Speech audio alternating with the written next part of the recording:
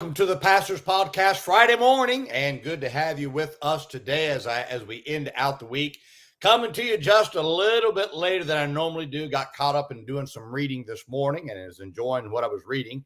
And I'm just kind of forgot about the time a little bit, but good to have you with me today as we get towards the end of the week. Last night had some storms come through. We did just fine here, but looking forward now to a good weekend here at the Maranatha Baptist Church to see what God is going to do in our church this weekend as we really try to get the last Sunday, push towards that last Sunday, trying to see people saved and baptized. Brother Kevin Walker gets in today, and looking forward to him.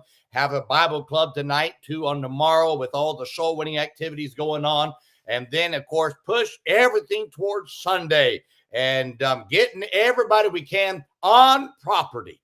And that's what we like to do here. And boy, how we need to show in our day it can still be done, my friend. And in a world that says it can't be done, there's got to be somebody that believes that God is real and that it can still be done today as it's been done in the past. I believe it can. We have to work. We have to pray. There's no secret. And you just got to say, okay, let's do it big. And I had one preacher kind of say to me when I was about ready to go pastor, do it big or go home. You know, he said it in a snide way.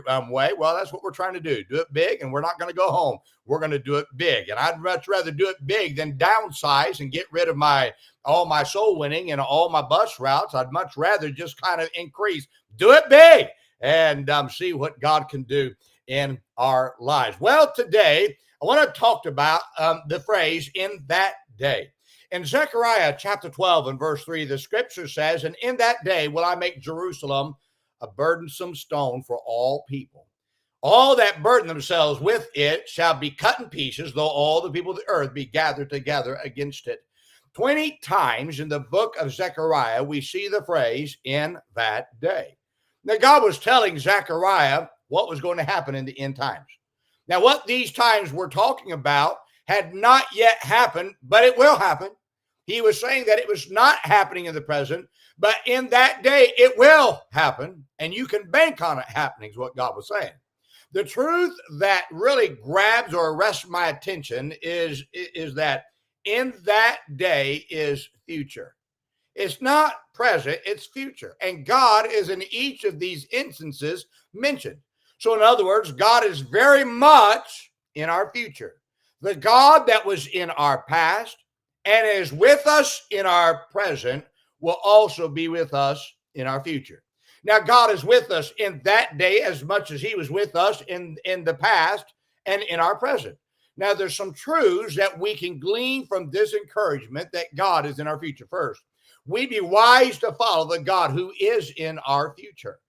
Too many want to follow their own feelings and their own understanding. When we can live in the present, I would much rather trust a God who has been in my past, is with me in my present, and already knows my future.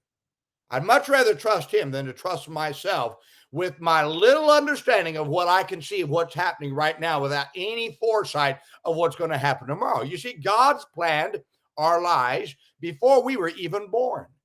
And he knew who we'd be born to. He knew where we would live.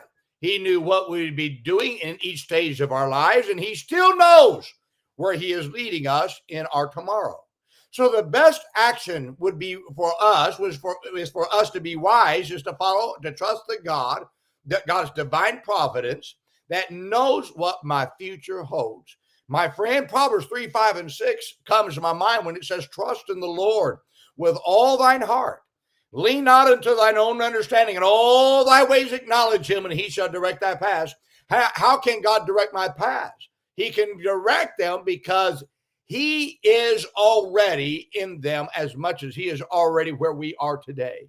You see, trusting God with your future, listen now, it's not really a great stretch of trust when you realize that God's already in your tomorrow. To trust yourself and your understanding is the greatest test of trust because you don't know what is in the future, but God does. So the fact that God says in that day should cause you to trust a God who is already in that day. Second, in that day means that God will get you through this day. I like that encouragement.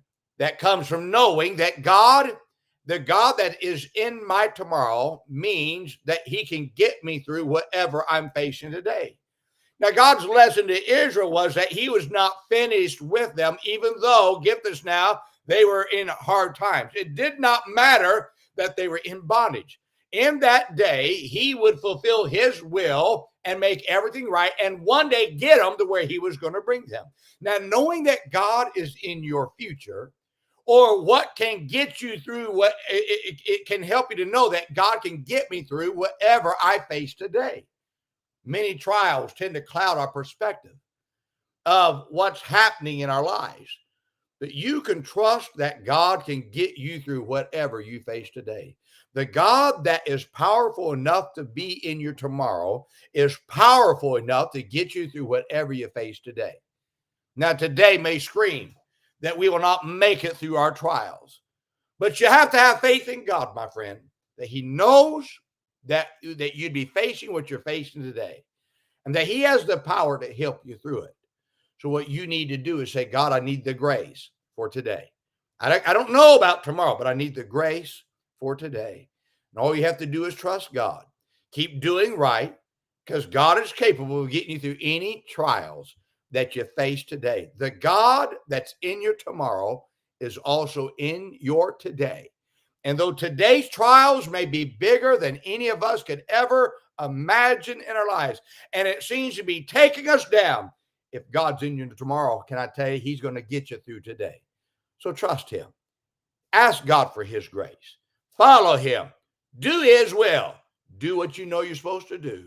And the God that's in your tomorrow that's going to help you today will get you to that tomorrow, as long as you don't stop following the paths that he's directing in your life. Well, I hope this is a help to you today. Now, let's remember today and all weekend long, be good to everyone. Everyone's having a tough time. Have a great